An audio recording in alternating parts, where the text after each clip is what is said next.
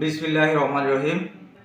আমি মনিরুল ইসলাম খোকন, পাবনা জেলা ছাত্রদলের সদস্য, বেড়া উপজেলা ছাত্রদলের সাবেক যুগ্ম আহ্বায়ক, ঢালারচর ইউনিয়ন ছাত্রদলের সাবেক সভাপতি। অত্যন্ত দুঃখ ভরা হৃদয় দিয়ে এই কথাগুলো বলছি। দীর্ঘ 17 বছর আন্দোলন সংগ্রামের রাজপথের সম্মুখ যোদ্ধা হিসাবে নেতৃত্ব দিয়েছি। শত প্রতিকূলতার মধ্যেও দুমড়ে মুচড়ে যায়নি। হঠাৎ করে হাইব্রিডের পৃষ্ঠপোষকতায় ছাত্রলীগরা আমার উপরে অতর্কিত হামলা করেছে। আমি এতে দুঃখ প্রকাশ করছি এবং বেড়া সুজানগরের গণমানুষের কাছে গণমানুষের নেতা, প্রিয় নেতা অ্যাডভোকেট এম সেলিম রেজা হাবিব ভাই এবং প্রিয় নেতা রইজুদ্দিন আহমেদের কাছে বিচার চাই।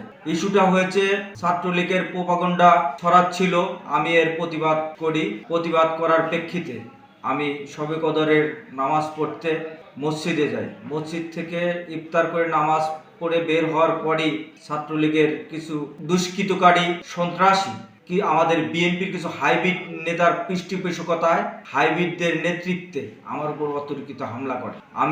আমার উপর হামলা করার পর 2 সেকেন্ডের মাথায় তারা দৌড়ে এখান থেকে পালায়। আমার কাছ থেকে ঈদ করার জন্য 50,000 টাকা ছিল, সেটিও তারা নিয়ে নেয়। আমি এর সুস্থ বিচার চাই।